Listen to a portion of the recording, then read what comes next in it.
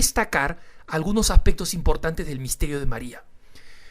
En base a esta afirmación del Papa, que cita específicamente el protoevangelio de Santiago, este amigo dice: me gustaría que comentara sobre las verdades de estos protoevangelios, algunos de los cuales han sido tan cuestionados, pero otros son base referencial de muchas tradiciones católicas que hoy en día son motivo de crítica por parte de las sectas protestantes. Muy bien, a este amigo le aclaro lo siguiente. En primer lugar, cuando el Papa cita el papel que tuvo el protoevangelio de Santiago, no está diciendo que el protoevangelio de Santiago es la fuente de estas fiestas. ¿Acaso la natividad no está en los evangelios, en los 4 evangelios? ¿La presentación no está en los 4 evangelios? ¿La anunciación y encarnación no está en los evangelios? Por supuesto que sí, no están en todos, están en distintos, unos están en Juan, otros están en Lucas, otros están en Mateo, pero están en los evangelios.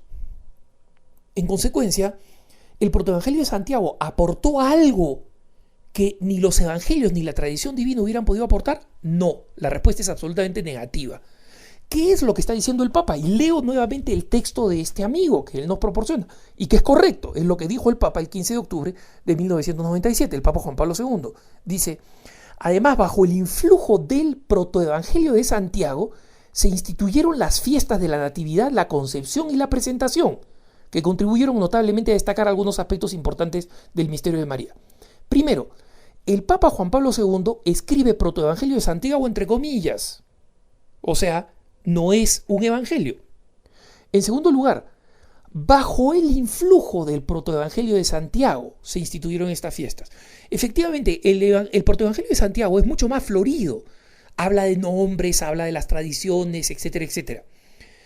Y desarrolla y describe más. En consecuencia, fue un protoevangelio que en su época fue bastante popular.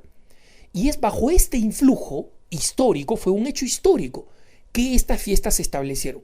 ¿Por qué otras afirmaciones del protoevangelio de Santiago no han encontrado cabida ni en la liturgia ni en la doctrina de la Iglesia? Simplemente porque no coincidían con las que son fuentes de la revelación, las Sagradas Escrituras canónicas y la tradición divina. En consecuencia, no hay que interpretar en este texto donde el Papa cita el protoevangelio de Santiago, donde además habla bajo el influjo, se instituyeron las fiestas de la Natividad, la Concepción y la Presentación, que contribuyeron notablemente a destacar algunos aspectos importantes del misterio de María. ¿Quiénes contribuyeron? Es el plural el que está usando el Papa. Contribuyeron. En consecuencia, este plural de contribución no se puede aplicar al sustantivo particular del protoevangelio de Santiago, sino de las fiestas. Es decir, los que contribuyeron a desarrollar la Mariología fueron las fiestas, no el protoevangelio de Santiago. Y una vez más vemos acá cómo de cualquier texto espiritual la Iglesia toma su valor solamente en la medida en que coinciden con las Sagradas Escrituras y la tradición divina. Nada más, no hay otra fuente de revelación. Y es importante señalar lo siguiente: no existe una sola doctrina cristiana, no existe una sola, ni una, que esté inspirada en un protoevangelio o en algún evangelio o cualquier otro libro apócrifo. Ni una. Y eso es muy importante.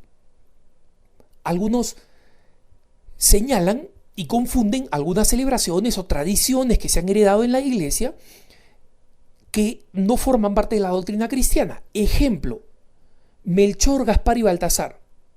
La Iglesia no sostiene que esos son los nombres de los Reyes Magos. La Iglesia ni siquiera sostiene que los Reyes Magos eran 3.